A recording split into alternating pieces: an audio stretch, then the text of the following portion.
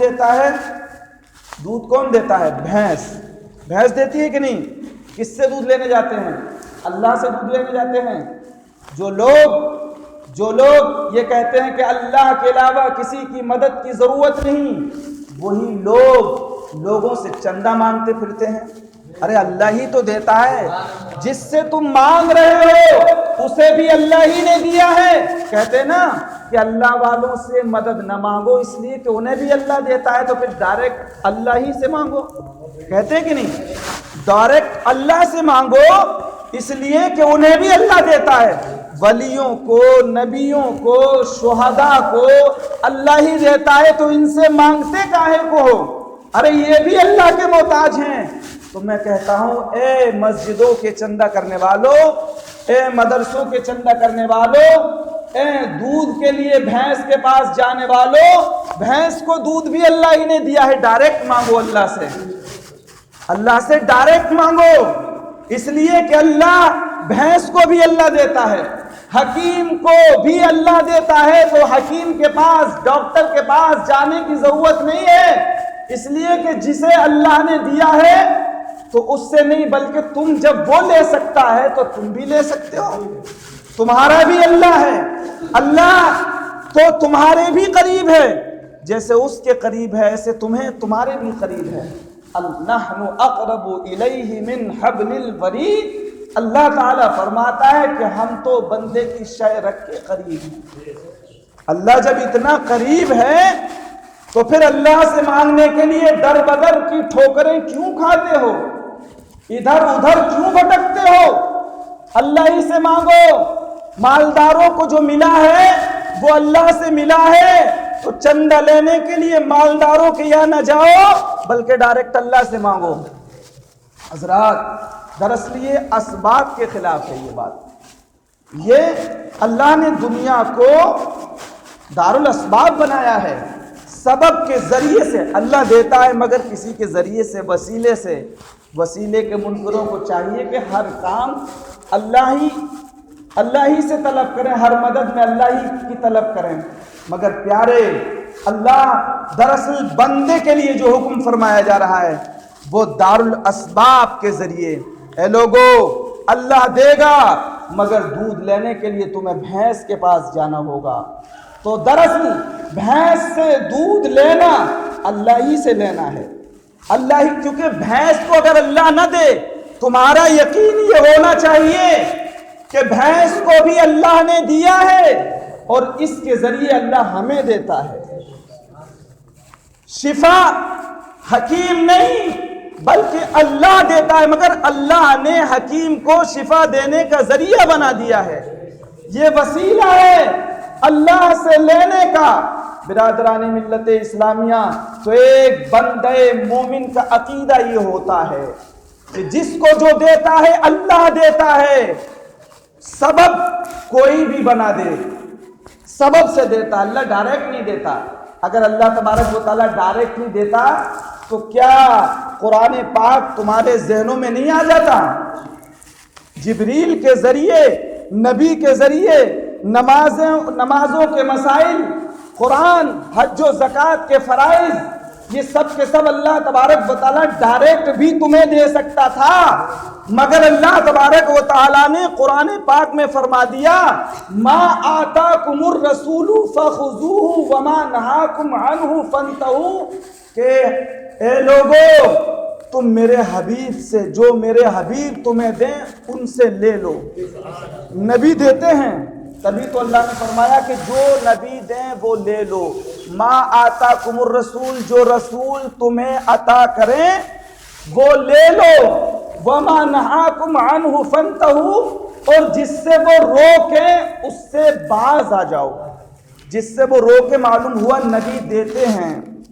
خود نبی نے فرمایا، واللہ یوتی انا قاسم، اللہ دیتا ہے اور میں بانٹتا ہوں۔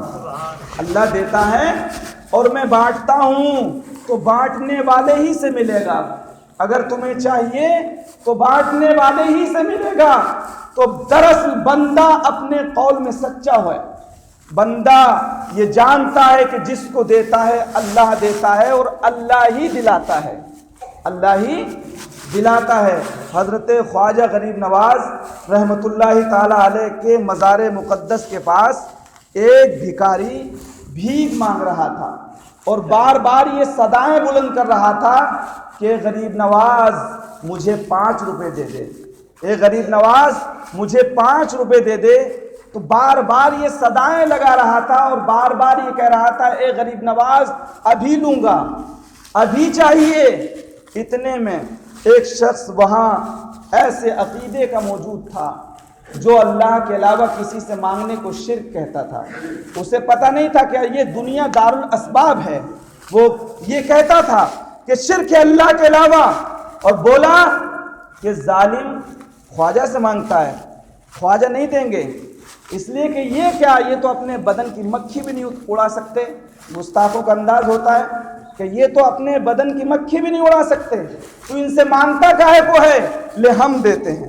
اپنی جیب سے 5 کروڑ نکالا، دے دیا، تو فوراً اس نے ایک اللہ کا نعرہ بلند کیا اور اس کے بعد کہا ہے غریب نواز تیرے قربان، تو اپنے دشمنوں سے بھی دلا دیتا ہے، تو اپنے دشمنوں سے بھی دلا دیتا ہے۔ تو یہ دنیا دار الاسباب ہے۔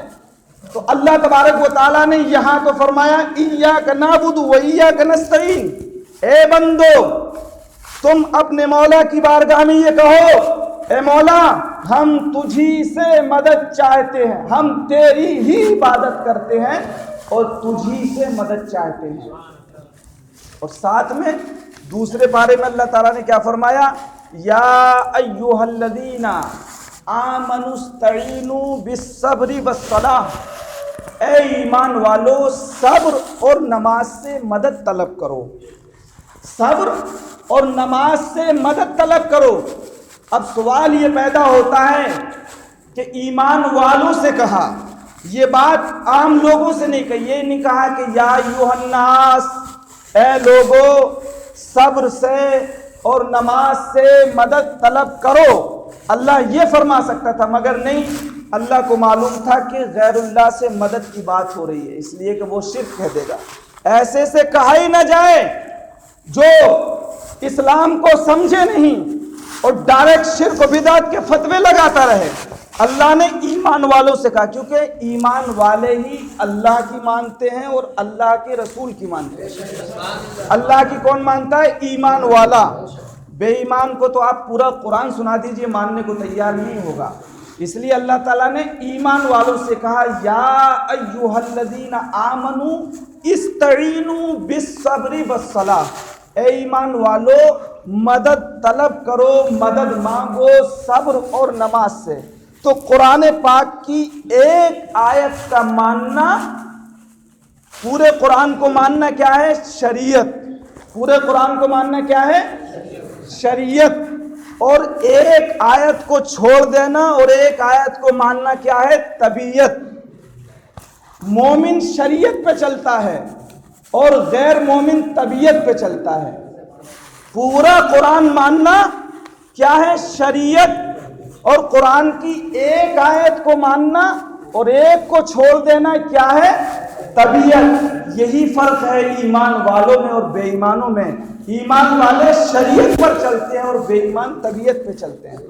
اللہ تعالیٰ نے فرمایا یا ایھا الذین آمنوا استعینوا، اے ایمان والو صبر اور نماز سے مدد طلب کرو۔ اب کسی سے پوچھو کہ ظالم تو یہ کہتا تھا کہ اللہ کے علاوہ کسی سے مدد مانگو گے تو مشرک ہو جاؤ گے، شرک ہو جائے گا۔ یہ بتاؤ کیا صبر اللہ ہے؟ کیا نماز اللہ ہے؟ نہ نماز اللہ ہے نہ صبر اللہ ہے۔ صبر اللہ نہیں اور نہ اللہ کی صفت ہے۔ اللہ تبارک و تعالی کی صفت صبر نہیں، نہ ذات اللہ ہے۔ صبر والوں کی صفت اللہ تبارک و تعالی، صبر تو صبر کرنے والوں کی صفت ہے، اللہ کی صفت صبر نہیں۔ اللہ کی صفت نماز نہیں، نماز اللہ تبارک و تعالی کی صفت نہیں ہے، نہ ذات ہے نہ صفت ہے۔ تو اس سے مدد مانگنے کا حکم اللہ نے دیا ہے کہ نہیں؟ قرآن پاک تیسرا رکوع ہے. حوالہ اگر کسی کو چاہیے تو حوالہ کر دینا. قرآن پاک کا دوسرے سپارے کا تیسرا رکوع. اللہ فرماتا ہے یا ایھا الذین آمنوا استعینوا بالصبر والصلاۃ، اے ایمان والو صبر اور نماز سے مدد طلب کرو. معلوم ہوا نہ صبر اللہ نہ نماز اللہ، مگر اللہ کو پسند ہے. صبر مدد مانگنے کا حکم کیوں فرمایا؟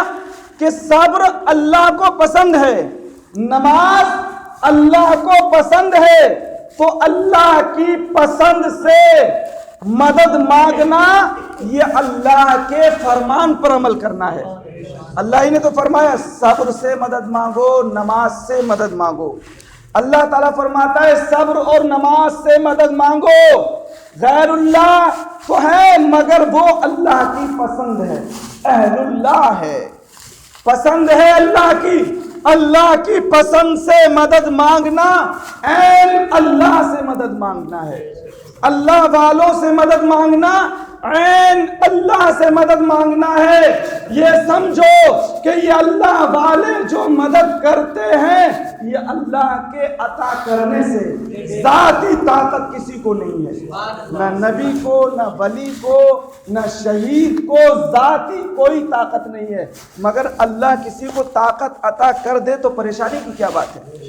بھائی بھینس دودھ دیتی ہے اللہ کے دینے سے، اللہ اسے دیتا ہے. مالدار چندہ دیتے ہیں، ان کو اللہ نے دیا. یہ نہیں کہ مالدار خود خدا ہو گئے، ان سے چندہ مانگ لیا آپ نے تو خدا ہو گئے. وکیلوں سے مدد مانگ لی تو کیا مشرک ہو گئے؟ نہیں، بلکہ یہ اسباب اللہ ہی نے پیدا فرمائے. کسی کو وکیل اللہ تبارک و تعالیٰ نے علم دیا ہے تو ہوا. اللہ کسی کو شفا کسی کے ہاتھ میں اللہ نے دی ہے تو ملی ہے. معلوم ہوا اللہ کے عطا کردہ اسباب سے، اللہ کی پسند سے مدد مانگنا یہ اللہ ہی سے مدد مانگنا ہے. اللہ فرماتا ہے ان اللہ مع الصابرین، اور اللہ صبر والوں کے ساتھ ہے. کس کے ساتھ ہے؟ اللہ صبر کرنے والوں کے ساتھ ہے. اب بات سمجھ میں آ گئی ہے. مولا اللہ صبر کرنے والوں کے ساتھ ہے تو مدد مانگنے کی بات تھی تو دونوں سے کہی تھی کہ نماز سے بھی مدد مانگو اور صبر سے بھی مدد مانگو. صبر سے مدد مانگو اور نماز سے مدد مانگو. مگر جب ساتھ رہنے کی بات آئی تو نمازیوں کو سائڈ کر دیا. استعینوا بالصبر والصلاۃ، صبر والوں سے مدد مانگو اور نماز سے، صبر سے مدد مانگو اور نماز سے. مگر جب ساتھ رہنے کی بات آئی تو اللہ نے فرمایا ان اللہ مع الصابرین، اللہ صبر کرنے والوں کے ساتھ ہے. اس لیے کہ نماز ظاہری عبادت ہے، نماز دکھاوے کے لیے بھی پڑھی جا سکتی ہے، نماز چرچے کے لیے بھی پڑھی جا سکتی ہے. تسبیحات لوگ دکھاوے کے لیے چوراہوں پہ پڑھتے ملیں گے، مگر صبر کرنے والا تمہیں چوراہوں پر نہیں بلکہ تمہارے پڑوس میں، تمہاری بغل میں بیٹھا ہوا ہے. تمہیں پتہ نہ لگ سکے گا کہ یہ صابر بیٹھا ہوا ہے، یہ صبر کرنے والا بیٹھا ہوا ہے. تو نماز ظاہری عبادت ہے، باطنی عبادت کے ساتھ ساتھ ظاہری عبادت ہے، لیکن صبر باطنی عبادت ہے. اس لیے اللہ نے فرمایا، اور اگر اللہ یہ فرما دیتا کہ اللہ نمازیوں کے بھی ساتھ ہے اور صبر کرنے والوں کے بھی ساتھ ہے تو یہ پتہ لگانا بڑا مشکل ہو جاتا کہ کربلا میں خدا کس کے ساتھ ہے. اس لیے کہ نماز تو یزیدی بھی پڑھ رہے تھے، نماز